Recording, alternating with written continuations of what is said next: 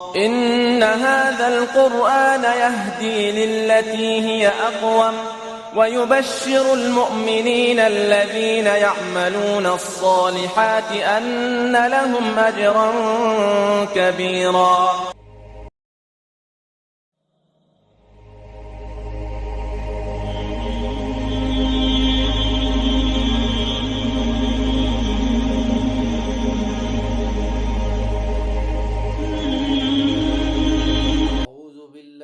الشیطان الرجیم بسم اللہ الرحمن الرحیم یا ایہا الذین آمنوا ادخلوا فی السلم کافہ صدق اللہ العظیم رب اشرح لی صدری ویسر لی امری واحلل عقدۃ من لسانی یفقہوا قولی واجعل لی وزیرا من اہلی آمین یا رب العالمین۔ سورہ بقرہ کا نظم جلی کے اعتبار سے مطالعہ جاری ہے، اور سورہ بقرہ کے ہم نے پڑھے تھے کہ نظمی جلی کے اعتبار سے 4 حصے ہیں، جن میں سے 2 حصوں کا مطالعہ ہم کر چکے ہیں۔ اب سورہ بقرہ کے تیسرے حصے کا نظم جلی جو آیات 143 تا 283 پر مشتمل ہے، اس کا مطالعہ کریں گے۔ سورہ بقرہ کا تیسرا حصہ، یعنی یہ جو تیسرا حصہ بن رہا ہے پڑھنے کے اعتبار سے، 12 پیراگرافوں پر مشتمل ہے، اور اس حصے میں بھی نئی امت مسلمہ کو آخری شریعت کے احکامات دیے گئے۔ اور تیسرا جو حصہ ہے، اس حصے کی کوئی نمایاں خصوصیات یہ ہیں کہ اس حصے کے اندر مختلف قسم کے احکامات کے درمیان انفاق اور جہاد کا حکم دیا گیا۔ اس سے معلوم ہوتا ہے کہ احکام کے مکمل نفاذ کے لیے اسلامی حکومت کا قیام ضروری ہے، اور حکومت کے قیام کے لیے مال کا جہاد یعنی انفاق فی سبیل اللہ اور جان کا جہاد یعنی قتال فی سبیل اللہ ضروری ہے۔ اب یہ بڑی اہم بات ہے جس کو سمجھنے کی ضرورت ہے۔ آج بھی اگر کوئی شخص چاہتا ہے کہ اسلامی نظام قائم ہو جائے، اسلامی نظام حکومت قائم ہو جائے، تو یہ 2 کام انفاق فی سبیل اللہ اور جہاد فی سبیل اللہ یہ بہت ضروری ہے۔ انفاق فی سبیل اللہ، اس سے ظاہری بات ہے ہتھیار لیے جائیں گے، اس سے مجاہدین کی دیکھ بھال کی جائے گی، اور قتال فی سبیل اللہ اس کے ذریعے سے دشمن کو اور بھگا کر جو ہے اللہ کے دین کو نافذ اور قائم کرنے کی کوشش کی جائے گی۔ تو یہ بات ہے جس کو سمجھنے کی ضرورت ہے۔ تیسرے حصے کا جو پہلا پیراگراف ہے وہ آیات 142 تا 152 ہے، اور اس کے اندر شہادت علی الناس کے منصب پر امت وسط کے تعین کا ذکر ہے۔ امت وسط کے تعین کا ذکر ہے، اور آپ کو معلوم ہے کہ بنی اسرائیل کو اللہ تعالیٰ نے امامت سے معذور کر دیا، خانہ کعبہ کی طرف رخ کر کے نماز پڑھنے کی ہدایت کی گئی۔ یہ آیت نمبر 144 میں یہ بیان ہوا۔ پھر اسی کے اندر تحویل قبلہ کا معاملہ ہے، یہ حکم سن 2 ہجری میں دیا گیا تحویل قبلہ کا۔ اس سے پہلے 16 ماہ تک بیت المقدس کی طرف رخ کر کے نماز پڑھنے کا حکم تھا۔ تحویل قبلہ کے حکم کے 2 مطلب تھے۔ ایک مطلب تو یہ تھا کہ امامت بنی اسرائیل سے بنی اسماعیل کی طرف منتقل کر دی گئی، تحویل قبلہ کا ایک مطلب یہ تھا، اور دوسرا مطلب یہ تھا کہ اپنے قبلہ یعنی خانہ کعبہ کو بتوں سے پاک کرنا ہے۔ مسلمانوں نے یہ ہدف 6 سال بعد یعنی رمضان سن 8 ہجری میں حاصل کیا۔ تحویل قبلہ کے معاملے میں جب تحویل قبلہ کا معاملہ ہوا تو بہت شور مچا، یہودیوں نے بھی شور مچایا کہ یہ کیسے مسلمان ہیں، کبھی کسی قبلہ کی طرف منہ کر کے نماز پڑھتے ہیں، کبھی کسی قبلہ کی طرف منہ کر کے نماز پڑھتے ہیں۔ تو اللہ تعالیٰ نے بڑا پیارا تبصرہ کیا، فَلَا تَخْشَوْا وَاخْشَوْنِی، تم ان لوگوں سے مت ڈرو بلکہ مجھ سے ڈرو، یعنی اللہ ہی سے ڈرا جائے۔ اور جو ہے وہ اس سے یہ بھی معلوم ہوا کہ دین پر عمل کرنے سے بعض اوقات لوگ باتیں کریں گے، طنز کریں گے، تنقید کریں گے، طرح طرح کی ملامت کریں گے، تو انسان کو جو ہے وہ گھبرانے کی ضرورت نہیں ہے، بلکہ انسان صرف اللہ سے ڈر رہے، انسانوں کا ڈر اپنے پاس نہ آنے دے۔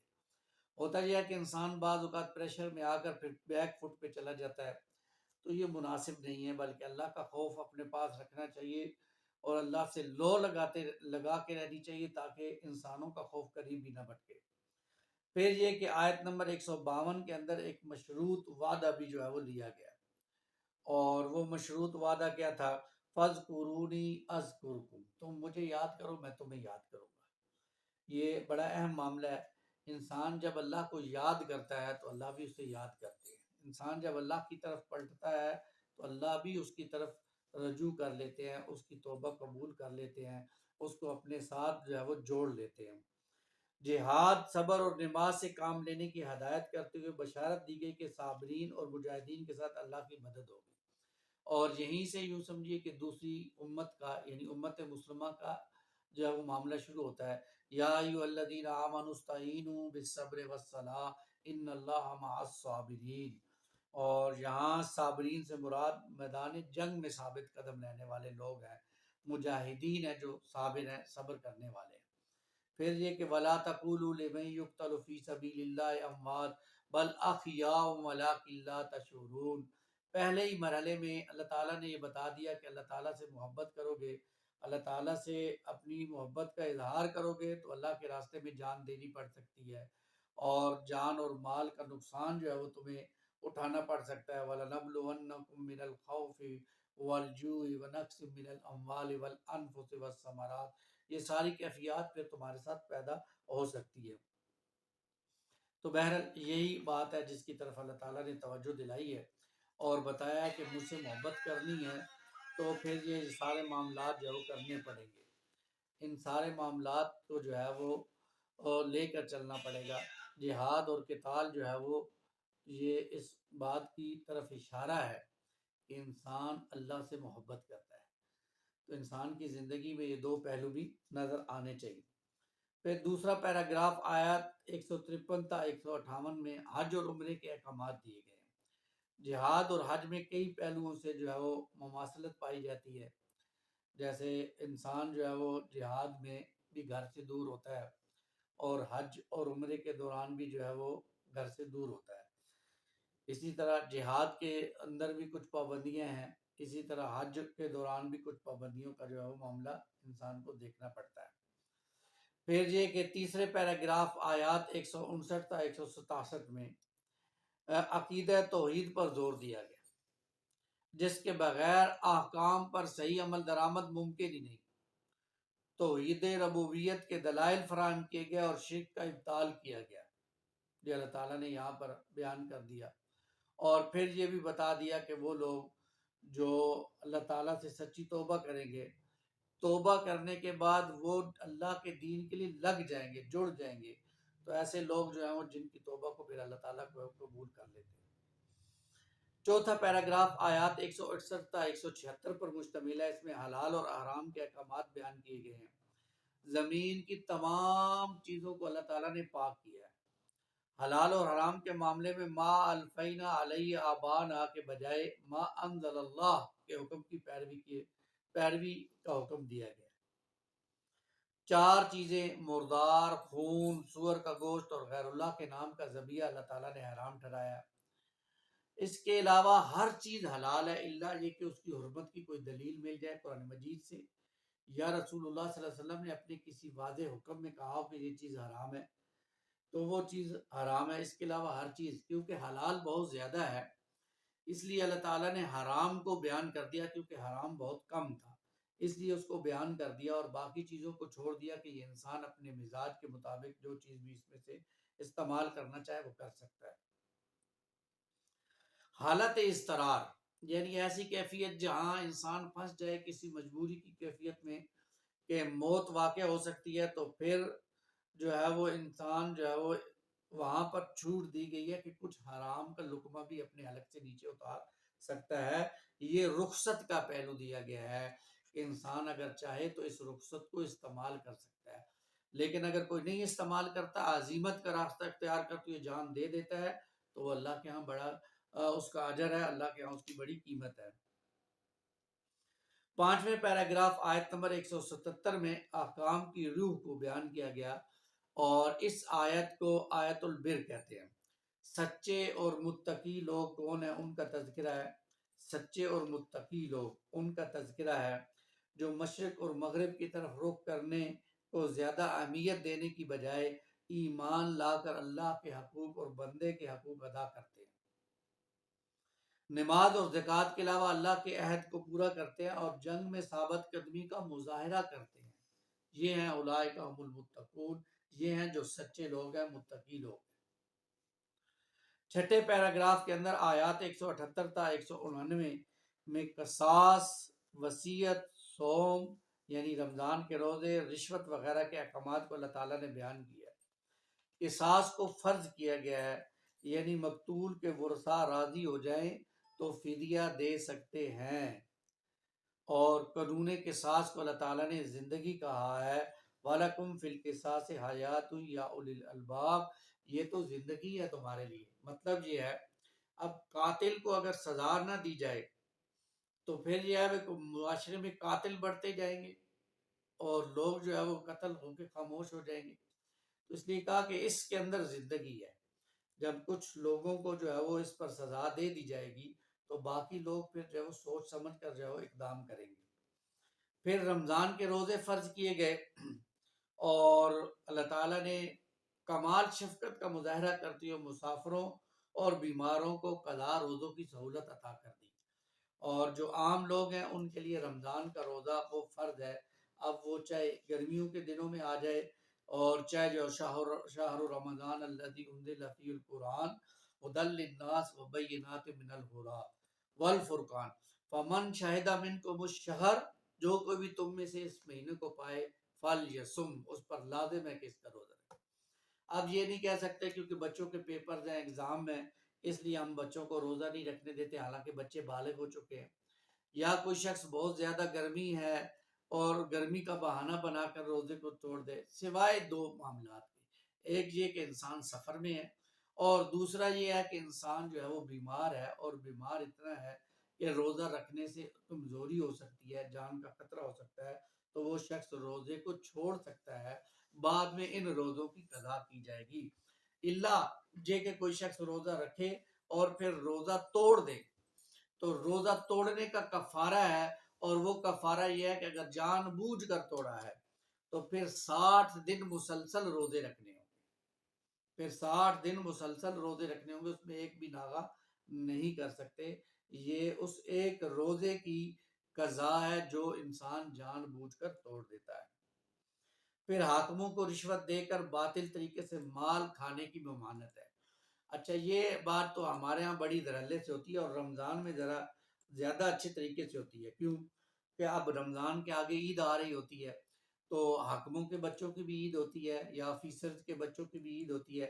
آپ کو معلوم ہے کہ عمومی طور پر پولیس والے جو ہے وہ رمضان کے آخری دنوں میں زیادہ رشوت لینا شروع کر دیتے ہیں، کیوں کہتے ہیں اس کو، پھر رشوت کو نیا نام دے دیتے ہیں، یہ عیدی ہے، تو بھائی یہ عیدی نہیں ہے، یہ رشوت ہے اور یہ حرام ہے، اس کو دینا بھی جائز نہیں ہے، اللہ یہ کہ انسان کو مجبور کر دیا جائے، جیسے ہمارے ہاں واپڈا والوں نے انسان کو مجبور کر دیا، آپ کا میٹر، آپ نے جائز کام کیا، آپ نے میٹر لگوانا ہے، آپ کا میٹر لگ ہی نہیں سکتا جب تک آپ رشوت نہیں دیں گے، اب یہ ایک مجبوری ہے، بجلی کی ضرورت ہے، اس کے بغیر گزارا نہیں ہے، تو آپ رشوت دے کر آپ میٹر لگوا لیں گے تو آپ گناہگار نہیں ہوں گے بلکہ وہ واپڈا والے گناہگار ہیں۔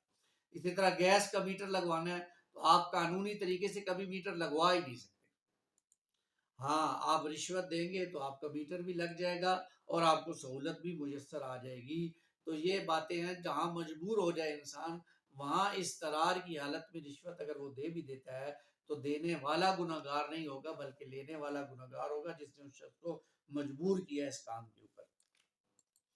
7واں پیراگراف آیات 190 تا 207 میں مشتمل ہے، اور اس کے اندر جہاد، انفاق اور حج کے احکامات کو اللہ تعالیٰ نے بیان کیا ہے، اور یہاں جہاد کا مضمون دوسری مرتبہ ہے، حج کے مہینوں کا تعین چاند سے ہوگا یہ بتا دیا گیا، پھر جہاد اور قتال کا حکم دیا گیا، اور یہ بتایا گیا کہ جہاد اور قتال کا مقصد فتنوں کا خاتمہ ہے، وَقَاتِلُوهُمْ حَتَّى لَا تَكُونَ فِتْنَةٌ، اور قتال کرو، جنگ کرو یہاں تک کہ کوئی فتنہ باقی نہ رہے، اور سب سے بڑا فتنہ یہ ہے کہ اللہ کی زمین پر اللہ کے باغیوں کی حکومت ہو جائے، یہ سب سے بڑا فتنہ ہے، تو اس فتنے کو ختم کرنے تک انسان جہاد اور قتال میں لگا رہے تاکہ اللہ کی زمین پر اللہ کا نظام قائم ہو جائے، اللہ کا دین قائم ہو جائے اور غالب ہو جائے۔ پھر یہ کہ انفاق میں، انفاق فی سبیل اللہ کا حکم ہے آیت نمبر 195 میں، اور بتایا گیا کہ اس میں احسان کا حکم دیا گیا، انفاق میں احسان کا حکم دیا گیا۔ عدم انفاق کا انجام اجتماعی خودکشی ہے اور انفاق پر محبت الہی کی ضمانت دے گی۔ یعنی جو شخص انفاق نہیں دیتا اس کا معاملہ یہ ہے کہ وہ اپنے آپ کو ہلاکت میں ڈال رہا ہے، اور جو شخص اللہ کی محبت کے لیے دے رہا ہے، انفاق کر رہا ہے، تو وہ اللہ کی محبت کی ضمانت ہے۔ آیات 196 تا 203 میں حج کے احکامات بیان کیے گئے، اور یہ بھی بتا دیا گیا کہ جب حج یا عمرے کے لیے جاؤ تو زاد راہ بھی ساتھ لے کر چلو، یہ نہ ہو کہ وہاں جا کر مانگنا شروع کر دو۔ حج کے بعد طاغوت کا ذکر ہے۔ طاغوت وہ سرکش قوت ہے جس سے جہاد کرنا بہت ضروری ہے۔ طاغوت وہ سرکش قوت ہے جس سے جہاد کرنا بہت ضروری ہے، اور جب تک طاغوت کا کفر نہ کیا جائے اس وقت تک جو ہے وہ یوں سمجھیے کہ انسان جو ہے وہ اس کا ایمان معتبر نہیں ہے اللہ کے ہاں۔ اللہ تعالیٰ نے جو ہے وہ بڑی تنبیہ کے ساتھ جو ہے وہ یہ بات بیان کی ہے قرآن مجید کے اندر، اور اللہ تعالیٰ نے یہ بات بیان کی ہے کہ جب تم طاغوت کا کفر کرو گے پھر ایمان لاؤ گے، فقد استمسک بالعروۃ الوثقی، تو پھر تم نے ایک مضبوط سہارے کو تھام لیا ہے۔ تو طاغوت کا کفر، اور طاغوت اس کی باتیں بھی بھلی معلوم ہوتی ہیں لیکن یہ فسادی نسلوں کو تباہ کر دیتا ہے، اور یہ طاغوت انسان کے اندر جب سرایت کر جاتا ہے تو پھر انسان کی آنکھوں پر پٹی بن جاتی ہے، اس کو پھر حق نظر نہیں آتا، اس کو باطل پھر باطل نظر نہیں آتا، پھر وہ باطل کو حق سمجھ رہا ہوتا ہے اور حق کو جو ہے وہ باطل سمجھ رہا ہوتا ہے۔ 8واں پیراگراف آیات 208 تا 213 پر مشتمل ہے، اور یہاں پورے کے پورے اسلام میں داخل ہونے کا مطالبہ ہے۔ مسلمانوں پورے کے پورے اسلام میں داخل ہو جاؤ، ادخلوا فی السلم کافہ، اور شیطان کے راستے پر نہ چلو۔ پورے کے پورے اسلام میں داخل ہونے کا مطلب یہ ہے کہ تمہارے ہاتھ، پاؤں، آنکھ، کان، دل اور دماغ سب کے سب دائرہ اسلام میں داخل ہوں۔ ایسا نہ ہو کہ ہاتھ پاؤں تو اللہ کی بندگی اور دعوت کے کام میں جاری ہو، مگر دل اور دماغ جو ہے وہ اس پر مطمئن نہ ہو، اور دل اور دماغ مطمئن ہو مگر ہاتھ اور پاؤں اور اعضاء جو ہے وہ اس سے باہر ہو جائے۔ دوسرا مطلب یہ ہے کہ اسلام ایک مکمل نظام حیات ہے، ایک جو ہے وہ پورا نظام زندگی ہے، کمپلیٹ کوڈ آف لائف ہے، اور جو قرآن و سنت میں بیان ہوا ہے، چاہے اس کا تعلق انسان کے عقائد سے ہو، انسان کی عبادات سے ہو، انسان کی رسومات سے ہو، چاہے اس کا تعلق معاشرت سے ہو، معاش سے ہو، یا حکومت اور سیاست سے ہو، تو پھر کیا کہ ان سب شعبوں میں انسان اسلام کی پیروی کرے۔ تو یہ ہے پورا کا پورا اسلام میں داخل ہونا، اور اس آیت میں بڑی تنبیہ ہے اللہ کی طرف سے ان لوگوں کے لیے جنہوں نے اسلام کو صرف مسجد اور عبادات کے ساتھ مخصوص کر دیا ہے، اور معاملات کو اور معاشرت کو گویا وہ دین کا حصہ ہی نہیں سمجھتے ہیں۔ ان لوگوں کے لیے بڑی جو ہے وہ تنبیہ ہے۔ بڑے بڑے بڑے بڑے دینداروں میں حقوق اور معاملات کے معاملے میں اور خصوصاً معاشرت میں غفلت ہے۔ ایسے معلوم ہوتا ہے کہ لوگ ان چیزوں کا دین کا حصہ ہی نہیں سمجھتے۔ آج بھی بڑے بڑے لوگ بڑے بڑے دینداروں کے ساتھ آپ کوئی معاملہ کر کے دیکھیں، آپ کہیں گے اچھا ہوتا کہ میں نے اس سے یہ معاملہ نہ کیا ہوتا۔ ایسے ہٹ دھرم، ایسی انا، ایسی ضد ان کے اندر بھری ہوئی ہے کہ وہ جو خود سمجھتے ہیں وہی اسے دین سمجھ لیتے ہیں، باقی قرآن و سنت کو وہ دین نہیں سمجھتے۔ اپنی انا کو، اپنی ضد کو، اپنے تکبر کو وہ دین کا حصہ سمجھتے ہیں، اور اسی پر وہ اڑے رہتے ہیں۔ اس سے بچنے کی ضرورت ہے۔ انسان دین کو پڑھے تو پھر پورا کا پورا انسان دین میں داخل ہونے کی کوشش کرے۔ پھر یہ کہ 9ویں پیراگراف آیت نمبر 214 سے لے کر 218 تک انسان کو اللہ تعالیٰ نے مزید جہاد اور انفاق کا جو احکامات بیان کیے ہیں، اور اس موقع پر یہاں سورہ بقرہ کے اندر جہاد کا مضمون تیسری مرتبہ بیان ہوا ہے۔ جہاد میں شرکت اور آزمائشوں کے بغیر جنت میں داخلے کو آسان نہیں سمجھنا چاہیے۔ بڑی پیاری آیات ہے۔ ام حسبتم ان تدخلوا الجنہ ولما یاتکم مثل الذین خلو من قبلکم مستهم البأساء والضراء وزلزلوا حتى يقول الرسول والذین آمنوا معه متى نصر اللہ الا ان نصر اللہ قریب۔ یہ اصل بات کیا لوگوں نے یہ سمجھ رکھا ہے کہ وہ داخل ہو جائیں گے جنت میں ایسی جگہ ابھی تو انہیں کوئی مصیبتیں نہیں آئیں، کوئی تکلیفیں نہیں آئیں، کوئی اللہ کے راستے میں پریشانیاں نہیں ملی۔ اللہ کے راستے میں تو یہ چیزیں ملتی ہیں بھائی۔ پھر انفاق کی ترغیب دی گئی ہے اور ناگوار چیزوں میں بھی موجود خیر کی وضاحت کر دی گئی کہ بعض اوقات انسان کسی چیز کو شر سمجھ رہا ہوتا ہے لیکن اللہ تعالیٰ اس سے اس کے خیر کو برآمد کر دیتے ہیں، اور بعض چیزیں بظاہر خیر نظر آ رہی ہوتی ہے لیکن حقیقت میں نظر آتا ہے ان کے اندر شر موجود ہوتا ہے۔ پھر یہ کہ آیت نمبر 218 کے اندر ایمان لا کر ہجرت اور جہاد کرنے والے لوگوں کو اللہ کی رحمت کا امیدوار ٹھہرایا گیا ہے، یعنی ان الذین آمنوا والذین ہاجروا وجاہدوا فی سبیل اللہ اولئک یرجون رحمت اللہ۔ یہ وہ لوگ ہیں جو اللہ کی رحمت کے امیدوار ہیں۔ کون سے لوگ؟ جو ایمان لائیں، اللہ کے راستے میں ہجرت اور جہاد کریں، یہ لوگ ہیں جو اپنے رب کی رحمت کی امید کر سکتے ہیں۔ واللہ غفور الرحیم، اور اللہ ایسے لوگوں کے لیے بڑا غفور الرحیم ہے۔ اللہ ہمیں بھی ان لوگوں میں شامل فرمائے۔ پھر یہ کہ 10واں پیراگراف ہے آیت نمبر 219 سے لے کر 242 تک۔ اس میں شراب، یتیم یعنی یتامہ، نکاح، حیض، قسم، ایلا، طلاق، رضاعت، عدت، مہر وغیرہ کے معاشرتی احکامات کو اللہ تعالیٰ نے بیان کیا ہے، اور اس کے ضمن میں بہت ساری باتیں آئی ہیں، جیسے کہ شراب اور جوئے میں بتایا گیا کہ فائدے کم ہیں اور نقصانات زیادہ ہیں۔ شراب کے بارے میں یہ پہلا تدریجی حکم تھا۔ پھر سورہ نساء کی آیت نمبر 143 میں ایک حکم آیا، اور پھر حتمی طور پر حرمت شراب کے لیے سورہ مائدہ کی آیت نمبر 90 نازل ہوئی۔ اس کے بعد آج دنیا میں کہیں بھی شراب کسی بھی مذہب میں حلال نہیں۔ ہمارے ہاں یہ جو عیسائیوں کو دے دیا جاتا ہے پرمٹ کہ وہ شراب پی سکتے ہیں، ان کے مذہب میں حلال ہے، نہیں، ان کے مذہب میں بھی شراب حلال نہیں ہے۔ یہ صرف ہمارے ہاں جو خبیث مسلمان ہیں، ایم این ایز جو اسمبلیوں میں بیٹھے ہوئے ہیں، یہ جب چاہتے ہیں کہ شراب پینی ہے تو اب کیسے پئیں؟ بظاہر تو یہ اپنے آپ کو مسلمان کہلواتے ہیں، تو اب ان کے نام پر لیتے ہیں۔ اس لیے اسمبلی میں بیٹھا ہوا وہ کرسچن ہے، میں نے بول پڑا نا، اس نے کہا ہمارے مذہب میں بھی شراب حرام ہے۔ آپ یہ کہہ کر کے عیسائیوں کے مذہب میں شراب حلال ہے تو اپنے لیے جو ہے وہ اس کی اجازت یا اس میں سے نکالنا یہ مناسب نہیں ہے۔ تو شراب ہر مذہب میں حرام ہے۔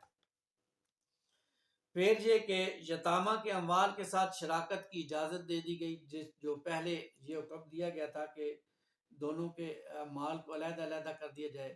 جب معلوم ہوا کہ اس میں کچھ تکالیف ہیں، مصیبتیں ہیں، تو اللہ تعالیٰ نے پھر اجازت دے دی کہ شریک کیا جا سکتا ہے، اور جو امیر ہے، غنی ہے، وہ کوشش کرے کہ یتیم کے مال میں سے کم لے، اور جو فقیر ہے وہ بھی اتنا لے، برابر برابر ہو، کہیں زیادہ یتیم کا مال نہ ہڑپ کر دیا جائے۔ مشرک عورتوں سے نکاح کو حرام ٹھہرا دیا گیا، چاہے وہ انسان کو کتنی مرضی خوبصورت لگے۔ حیض کی حالت میں بیویوں کے پاس جانے کی پابندی عائد کر دی گئی۔ ایلا کے سلسلے میں وضاحت کی گئی کہ جو لوگ اپنی بیویوں کو ہاتھ لگانے کی قسم کھا لیں، ان کے لیے 4 ماہ کی مدت ہے، اس کے اندر انہیں رجوع کرنا چاہیے یا طلاق دے دینا چاہیے، معلق نہیں چھوڑ سکتے۔ آج بھی یہ حکم ہے، اگر کوئی شخص یہ کرتا ہے، قسم کھاتا ہے، تو 4 ماہ کے اندر اندر قسم توڑ دے، قسم کا کفارہ ادا کرے اور بیوی سے تعلق قائم کرے، وگرنہ بیوی کو طلاق دے دے، معلق نہیں چھوڑ سکتے۔ طلاق کی عدت بیان کی گئی، ثلاثۃ قروء یعنی حیض، یعنی 3 حیض یا 3 طور جو ہے وہ۔ پھر یہ بتایا گیا کہ اگر انسان طلاق دیتا ہے کسی خاتون کو اور اس کے پیٹ میں حمل ہے تو وہ حمل کو چھپائے نہیں بلکہ اپنے حمل کو ظاہر کر دے۔ پھر یہ کہ آیت نمبر 228 میں عورتوں کے حقوق مردوں کی طرح ہی ہیں، لیکن مردوں کا ایک درجہ بڑا ہے۔ لیکن اللہ تعالیٰ نے عورتوں کے حقوق بھی بیان کیے ہیں. عورت بھی ایک علیحدہ شخصیت ہے، اس کے اپنے کچھ حقوق ہیں، اس کی اپنی ایک پرسنالٹی ہے. اللہ کے ہاں بحیثیت انسان اس سے اپنی پوچھ ہوگی اور مرد سے اپنی پوچھ ہوگی. پھر جے کہ طلاق 2 مرتبہ ہے. الطلاق مرتان، طلاق 2 مرتبہ ہے، اور یعنی 2 مرتبہ رجوع کیا جا سکتا ہے. اس کو کہتے ہیں طلاق رجعی. انسان نے کسی عورت کو، اپنی عورت کو ایک طلاق دی، اب رجوع کر سکتا ہے وہ اس وقت تک جب تک اس کے پاس اس کی بیوی حیض میں نہیں جاتی. تو وہ رجوع کا اختیار ہے اس کے پاس، وہ رجوع کر لے تو ٹھیک ہے، نہیں تو اب نہیں. اگر وہ رجوع کرتا تو پھر اس کی بیوی اس کے نکاح سے نکل جائے گی.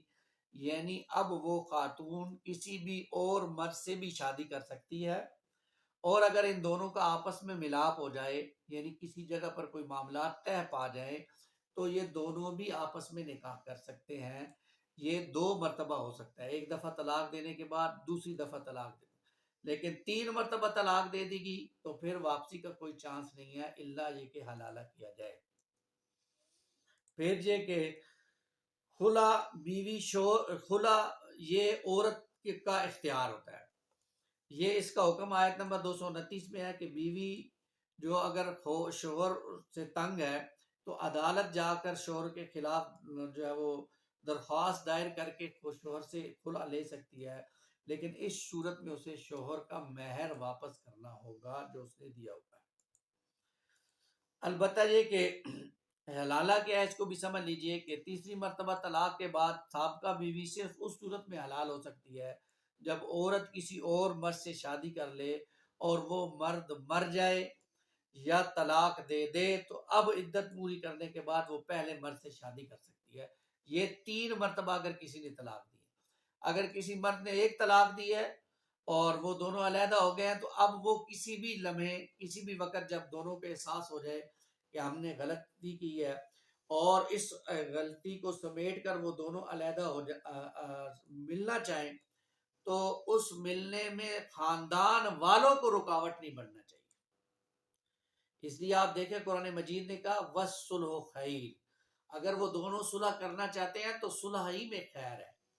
میاں بیوی تھے، جھگڑا ہوا، اب ہوتا کیا ہے، اب اس بات کو سمجھیے، اس بات کو کہ جب میاں بیوی میں جھگڑا ہوتا ہے تو جب بیوی جو ہے وہ خاوند کا گھر چھوڑ کے چلی جاتی ہے، تو اب وہ اپنے والدین کے یا بھائیوں کے رحم و کرم پر ہوتی ہے. اب وہ جو چاہتے ہیں یا جو ان کی سوچ ہوتی ہے وہ اس کے مطابق اس کو مجبور کیا جاتا ہے، کیونکہ اپنی طور پر تو وہ کچھ کر نہیں سکتی. ہمارا معاشرہ اتنا جدید یا اتنا ڈیولپ تو ہوا نہیں ہے کہ عورت سے بھی پوچھا جائے. تو اب اس کے اوپر اپنی مرضی کو نافذ کیا جاتا ہے. اب ظاہری بات ہے اس میں مرد کی پھر انا، ضد، تعصب، غصہ، بہت ساری چیزیں جمع ہو جاتی ہیں. اسی طرح مردوں کا بھی معاملہ ہوتا ہے.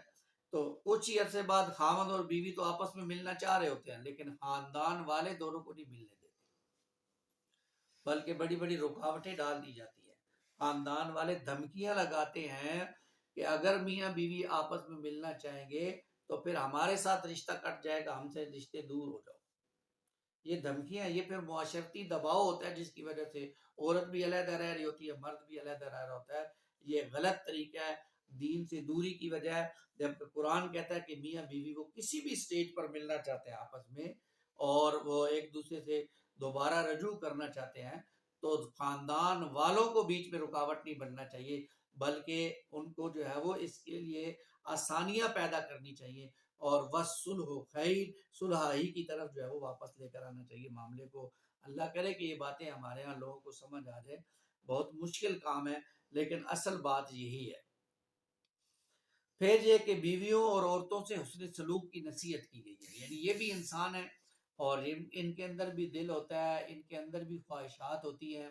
ان کی خواہشات کو پورا کرنا، ان کے دل کو رکھنا، ان کے ساتھ حسن سلوک کرنا، پیار محبت کی باتیں کرنا، ان کے ساتھ عشق کی باتیں کرنا، ان کو انجوائے کروانا، ان کو باہر لے جانا، ان کو آئس کریم لا کے دینا، ان کو برگر کھلانا، یہ بھی عام معاملات ہیں. لیکن ہوتا کیا ہے، سسرال والے اپنی بیٹی کو تو اگر داماد یہ سب کر رہا ہے تو ہمارا داماد بہت اچھا ہے، لیکن اگر اپنا بیٹا بہو کے ساتھ کر رہا ہے تو ساڈا بیٹا تو ہی نکل گیا جی.